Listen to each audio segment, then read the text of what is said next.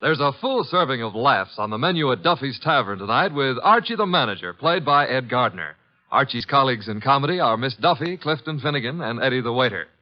This Sunday, the big show comes your way once again on NBC. And just listen to a few of the stars who'll be with you. Fred Allen, Jack Carson, Mindy Carson, Ed Archie Gardner, Ed Wynn, and many, many more. And, of course, your MC will be Tallulah Bankhead. Listen Sunday for the big show. Ladies and gentlemen, that phone bell means exciting adventure. Hello? Hello. The handsome young man answering the phone is Archie Goodwin. A mountain of a man engrossed in deep thought in the oversized armchair is Nero Wolfe. Hey, boss. Oh, Mr. Wolfe. Mr. Wolfe. There's a guy on the phone wants us to take a case. Seems that someone was mad at a guy who was mad, and now this guy on the phone is mad, wants us to find out who did the killing. What do you say, Mr. Wolfe? We need the money. Hello? Yes, Mr. Wolfe says he'll be happy to take the case. Just present yourself and a check for $2,000 at 601 West 35th Street at 11 o'clock. Mr. Wolfe can't wait till you get here. He's dying to go to work. Goodbye. Greatest detective in the world. The only trouble is, he is.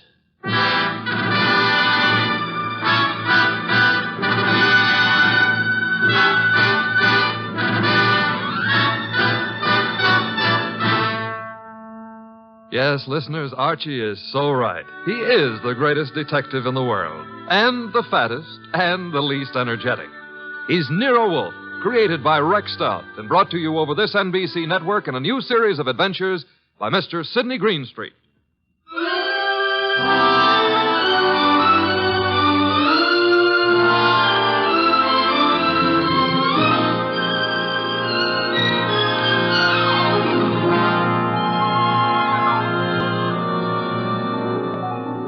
Tonight, it's The Case of the Beautiful Archer. That's a good title. And it was a good case, too. It began in the consulting room of Dr. Raynard Townley of the Townley Sanitarium, skipping a jump north of Nyack, New York, when a very lovely young lovely glared across the desk at the good doctor. Shall we pretend you don't know who I am, Dr. Townley? How could we possibly do that, my dear Diana Lawrence? 23 years old, daughter of one of our better-known sculptors, Michael Lawrence. You were born in Johannesburg, educated in London and Paris, and live at present 100 yards from here in your father's cottage on Berry Hill Lane. How's that? It's intended to be staggering, isn't it? You take no cream or sugar in your coffee, were winner of the Women's National Archery Tournament for 1947, and have an exceedingly high temper. Let's stop the nonsense. You have an inpatient here named Willard Garth. Well, Willard Garth happens to be my fiancé. Yes, he has mentioned the fact during his analysis. And, well, has he by any chance mentioned his reasons for suddenly refusing to see me during the past 5 weeks? He didn't have to, Miss Lawrence. Well, what do you mean? I mean that I recommended he give you up as a bad job. What? Well, I suppose you had some purpose in saying what you did. Of course. I'm the boy's doctor. You think you're in love with Willard Garth, I know, but actually, you're infatuated with the Garth millions. You take a lot on yourself, don't you, Doctor? I consider it important to relieve Willard of all painful external pressure. You've done well for Willard, Dr. Townley, relieving him of me. I think so.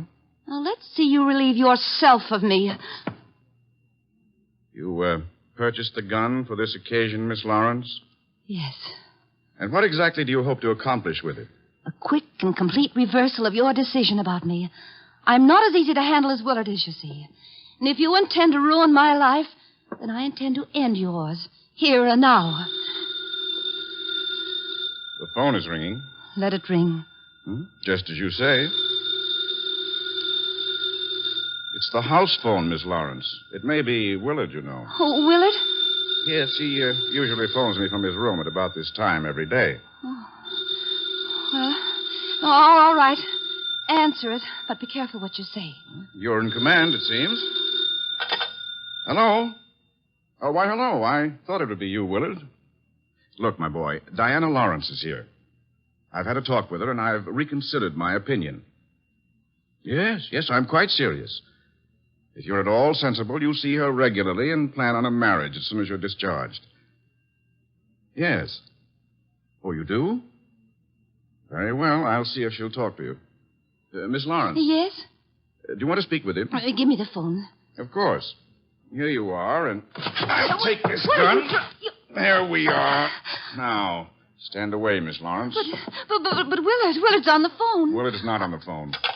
No one was on the phone.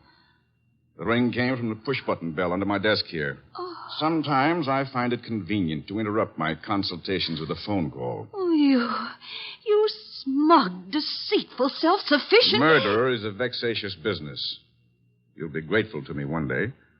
All right. Give me my gun and let me go. The gun, I'm afraid, stays with me. Here in this Majolica cabinet. I'd scarcely feel justified in trusting you with it. And now, with your permission, or without it, the interview is ended.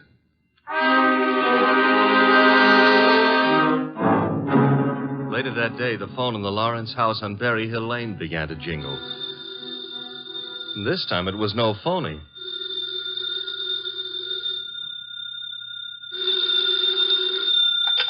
Hello? Diana? Yes? Willard, darling. Diana, darling, it's Willard. Imagine. Has the doctor let you use the telephone just as if you were a great big adult? Oh, I've got to see you, sweetheart, and I didn't call you to argue. Love, beauty, understanding, that's what matters. Isn't it? Isn't it? Do I hear the overtones of a change of heart? Oh, Diana, what's happened wasn't my fault. He poisoned me against you. Then why don't you walk out of that amateur nut house and stand up like a man? I probably shall, Diana. And now, please listen to me. He's letting me have the limousine tonight from 8 until 12. I want us to go for a ride and talk and talk and talk until everything is clear. Clear as a bell, my baby. Don't tell me he's trusting you to drive. Oh, no. No, one of the handyman here will chauffeur us. Oh, say you'll come, Diana. Will you? Say it. Say yes. Say you will. Well, yes, Willard. I'll be glad to. Oh, 8 o'clock, then? 8. Oh, bless you. Bless you, my angel.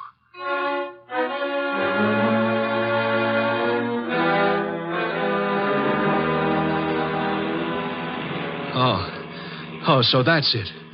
You want my father's money. That's what you love, not me. Willard, the chauffeur will hear you. It's the way Townley says it is. He's right. He's right. Oh, why did I let you talk me into this? What a fool I was to have come at all.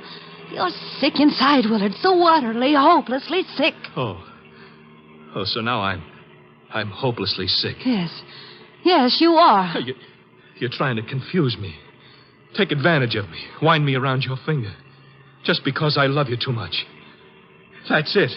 That's my illness. Of course, I see it now. You're the thing I must get rid of. You with your beautiful, beautiful face and your twisted values. You're at the bottom of all my agony. Willard! Wait! I'm saving myself. I'm saving myself. Once you're dead, the sickness is ended. I'll be safe. I'll be safe. I'll be safe. Willard.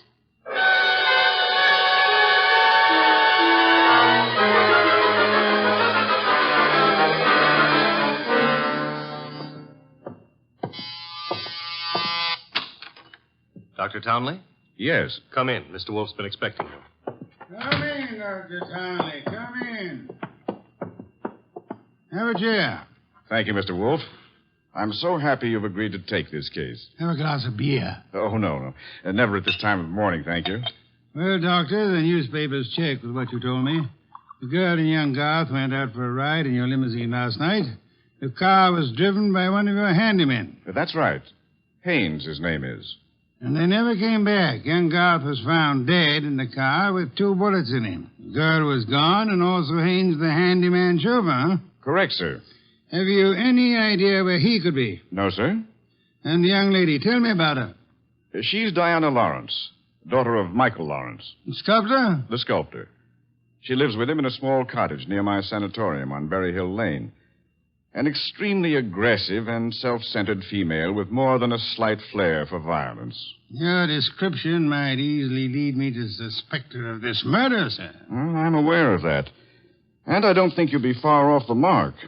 As I told you on the phone, she tried to murder me yesterday morning. The police have made no headway in locating her? No, the homicide division has contacted her father, but he's remained quite noncommittal. He simply says that he's sure she's incapable of killing a fly and that he hasn't laid eyes on her since 8 o'clock last night.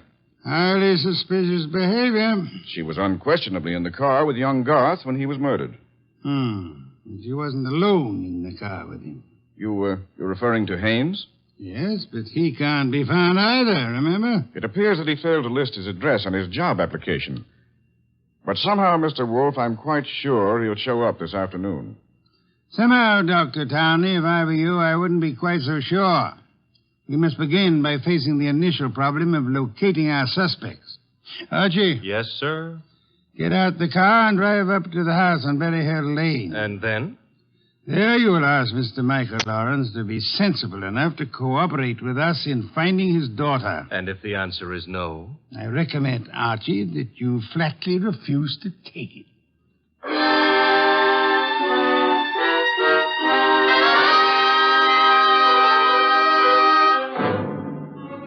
Mr. Lawrence was no simple baby to handle. He was in a studio when I walked in, chiseling on a statue of a boy and a girl, both wearing less clothes than the law allows. And before I got a chance to state my name, he commenced giving me a free lecture on the marble work of art. She's good. Really good. She's practically superb. The Ariadne. The what, Ariadne? The girl in the statue. Oh. That's Ariadne, tragic nymph of Greek mythology. Don't tell me you're not familiar with Apollo and Ariadne. All right, I won't. The Apollo, on the other hand, is unfinished. The face, you see, it lacks something. The passion of yearning, Olympian desire. And yet, you know, the two figures have motion. Like your daughter? Eh? Your daughter, Diana. She's got motion also. As I hear it, she's been in motion ever since she murdered Willard Garth last night in the back end of a limousine. So you're another flatfoot? Not exactly. I'm paid in private by Nero Wolfe. Nero Wolfe? Yeah. You don't mean that a creditable man like Wolfe thinks Diana killed young Garth? Well, he'd like to talk over the possibility with her. How laughable. Look at that face. Is there anything of the murderous in a face like that? In a face like what? Oh, I'm sorry. Diana posed for the Ariadne, you see, and the likeness is exact. Do you think a girl of this type, classic, sensitive, civilized, could descend to the clumsy, brute level of murder? Well, it's a little hard to imagine. There. Even you agree with me. On the other hand... Shall we discuss the other hand over a cup of coffee? I'm quite exhausted. If you insist. I do. Sit down and inhale the atmosphere of culture at its source. There's a pot warming on the stove. Pot of what? Coffee or culture? Well, wait and see what he means. Could never ignore a phone call. Who knows? Might be something important. Yes? This is Diana, Father. Oh, yes, Diana. It's all over the papers. Yes, I know. Well, I don't think they'll find me where I am, and I'm staying here until things quiet down a little. Where are you, honey? What did you say? I said, where are you? You said honey. Daddy, you never call me honey. I know it's because I'm excited. Where are you, sweetheart? Well, you mustn't let anybody find out. Not a soul in the world. Where are you? Well, you know where Tyne Pike turns off to the left beyond Bartsville? Yes? Well, I'm... Call me later, Angel. But, Father, Oh, get that motorman's number. You will live, my friend, but not long if you don't control your curiosity. You hit me. With that mallet you hit me. What was the big idea? Do you really have to ask that question? Weren't you trying to trick my daughter into disclosing her whereabouts? The police are pretty interested in her whereabouts. Then let them find her. But you can't be surprised, my friend, if I choose to protect Diana's interests.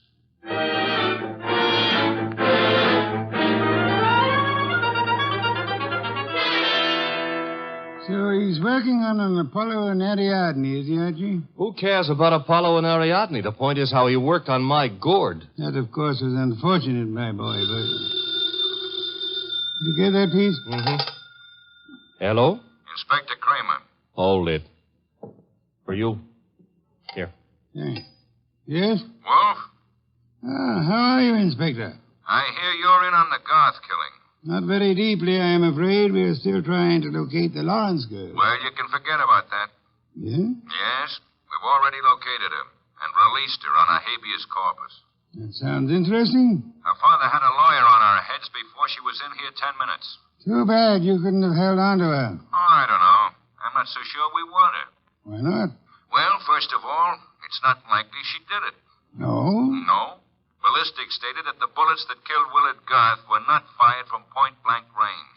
And she was sitting beside him on the back seat. I see. Also, we found the murder weapon in the grass near where the limousine was parked, and she admitted it was hers. That sounds like a poor reason to release her. Well, the point is she wasn't in possession of the gun when the killing happened. At least so she says. No, who what? The doctor. What doctor? Townley. The guy who runs that sanitarium. According to her, he took the gun away from her for safekeeping at noon yesterday.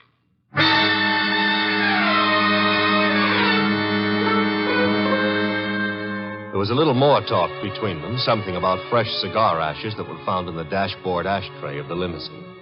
After that, the boss hung up and exerted himself enough to put a call through to the Townley Sanatorium. I'm afraid the doctor is very busy just now.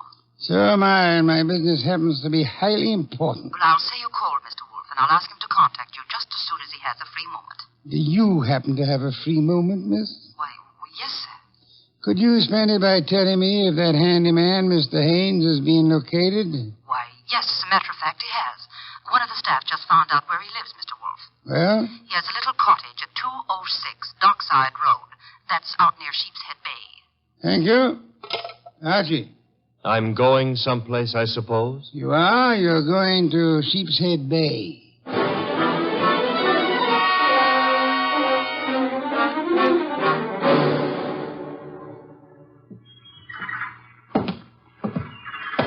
Hello there. Looking for a guy I can't find. Oh? Yeah, his name is Haynes. Stopped at the cottage up there, but there's no one there. I saw you here on the wharf fishing, so What did you say his name is? Haynes. Haines. Oh, Haynes. Yeah, do you know him? Well, there's a fella named Hines used to fish out here. No, not Hines. Haynes. Couldn't be Huntingburg? No, it couldn't be. The name is Haynes. Hain. Haynes, give me a hand here, eh? Well, what do you know? Funny, huh? That guy seems to think my name is Haynes. Yeah, so do I. You do? Yes, I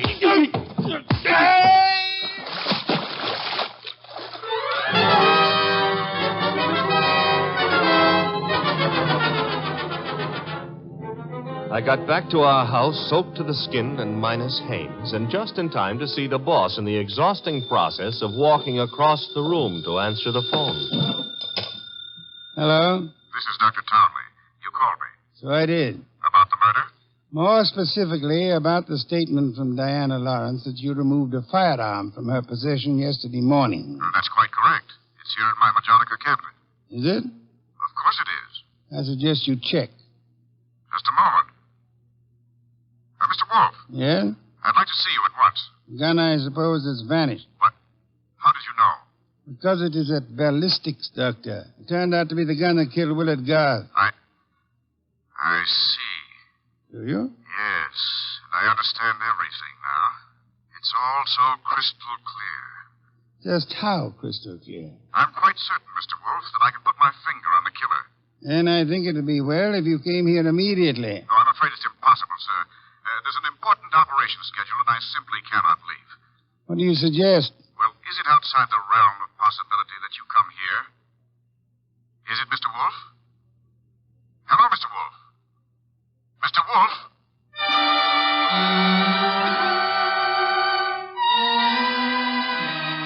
When my boss has to leave the house, it's a major tragedy.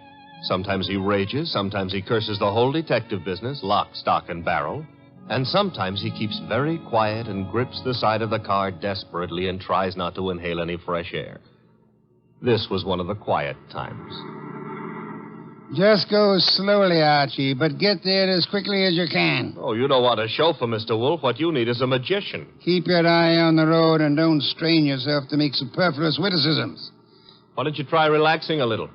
I hear there hasn't been a man-eating tiger sighted on the Sawmill River Parkway in the last 500 years. Your liberty is out of order. Don't try to make light of a deplorable situation.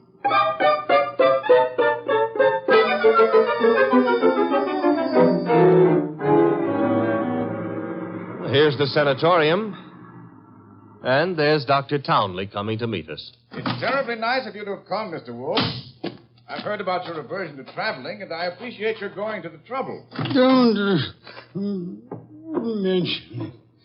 Oh, Archie, help me out with my other arm. There we are.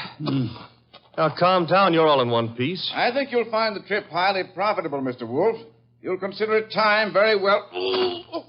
Hey, what's the matter? What is it? What happened? He's been shot. It's hardly likely. There wasn't a sound. This kind of shot doesn't make a sound, boss. What do you mean? Better take a look for yourself. There's an arrow in his back, and he's dead.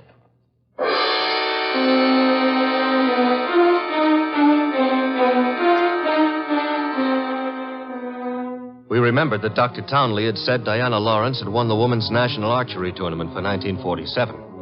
The Lawrence house was visible through the trees 100 yards away, so we started for it and the sculptor's studio. There's no one around. So this is his latest effort, Apollo and Ariadne. Yeah. Done a little work on it since I was here. The Apollo's face is more finished and... Hey, boss. Yes? You know, somehow or other, Apollo looks a little familiar. I wouldn't be surprised, Archie. I think if you examine it closely... Mr. Wolfe. Our host. You remember me, don't you? I met you once at a dinner party at your house, the time they opened the new museum on 67th Street. Of course, Mr. Lawrence. And to what do I owe the honor? It's not much of an honor. Dr. Townley has been murdered. No.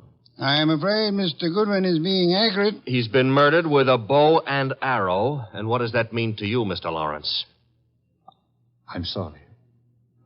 I've been a fool. An awful fool. You can't blame yourself too much. If you'd cooperated with the police instead of looking out for your daughter's interest, the man would still be alive. But I assure you Where's the girl? She should be here now. She phoned me a while ago and said she was coming by for passage money to Rio. You were looking for me? Boss, Diana. Put the gun down, Angel. And tie a rope around my neck? Might I inquire if your plan is to kill us all, Miss Lawrence? Oh, what would yours be if the world was after you for something you didn't do? Wouldn't you be willing to risk persuading a jury of that? Thanks, no. I'll skip that chance. Father, get me the money. Diana, sweetheart, don't make me a part of your murders. That's asking too much of love. Don't you know I'm not guilty? No, Diana, I don't. Leave that gun away, Diana. Haynes. Looks like I walked in on the nose. That's him, boss, the guy who soused me. Take a little of your own advice. Relax, Archie. What do you want here, Mr. Haynes? I want to give up and try to straighten out this little deal. Mr. Lawrence. Yes? Here's your money back. You got a right to call me a welcher. I promised I wouldn't give evidence against the girl, and you paid my price. But enough is enough, and right here and now I'm unloading. Just what does this mean? It means I saw her do it. Oh, you stupid, lying, rotten... Oh, yeah.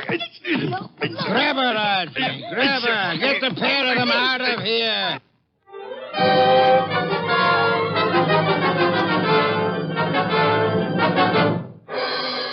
What can I say to myself now? What can I do?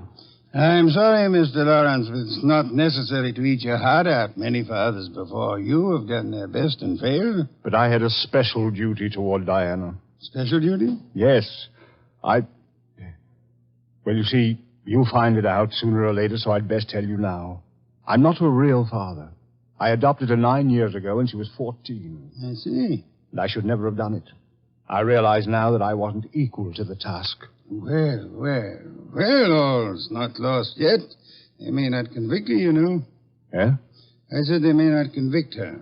But how could they fail to convict her? She killed Garth, didn't she? Did she? She shot him? But the gun was in Townley's possession. She could easily have stolen that. She could have broken into his office later. It wasn't locked. What wasn't locked? The Majolica cabinet. I mean... I believe you mean what you said, Lawrence, the Majolica cabinet. For the life of me, I can't see how you could know whether it was locked or not, unless you had the experience of opening it. Could it be that you went looking for the gun yourself after Townley said he had confiscated it? That you killed Townley with a bow and arrow which you handle as well as your daughter because he was just on the point of telling me that you knew where the gun was and that you were the likeliest murder suspect? You must be mad. Oh, sir, not I. But you are mad and more than a little. You hated Willard Garth. It was you who were making the marriage impossible. You loathed him, and in the end, you killed him. How could I have killed him? I'll tell you a little secret, Mr. Lawrence. The police found cigar ash in the dashboard tray of the death car. Chemical analysis showed that the ash was from an El Adoro cigar. What have you got in your left hand, sir? In my... an El Adoro cigar. And in my right hand, a Derringer. Powerful and admirable little weapon, Lawrence. I suggest you show proper respect for it by dropping all this here and now. You don't wish to hear me say the rest, that you were horribly in love with Diana, your own adopted daughter? In love and hopelessly, eternally frustrated? You begrudge me the triumph of accusing you of having bribed Haynes to let you take his place at the driver's seat of the limousine? And further bribed and threatened him into putting on his show of merry pranks and false confessions to confuse us all beyond measure? You said I loved Diana. Would I do all this to her if I did? Oh, but of course, such love as yours is really hate. You were content to see her dead rather than relinquish her. Like all miserly, small-hearted men, you would rather kill the thing you love than muster the generosity necessary to seeing it attain happiness. That's enough out of you. I should think it was much too much. It is.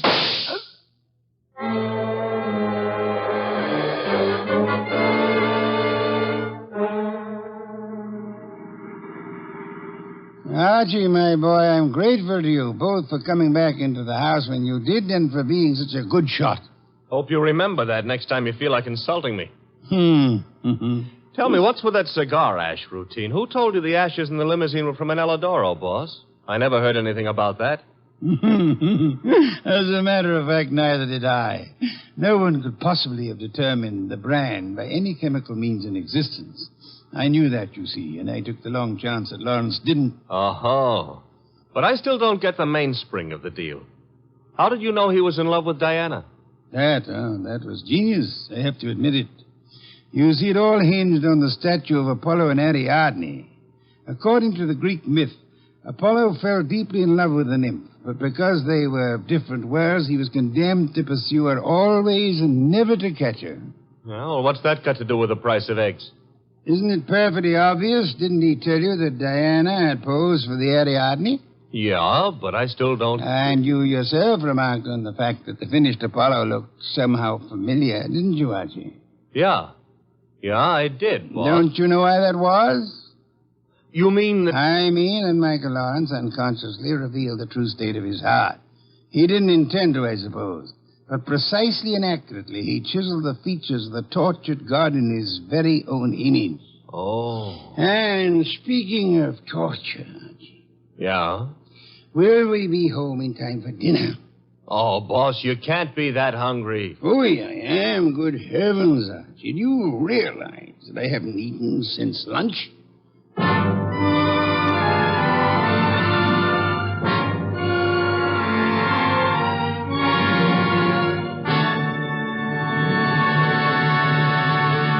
You have been listening to The New Adventures of Nero Wolfe, starring Sidney Greenstreet.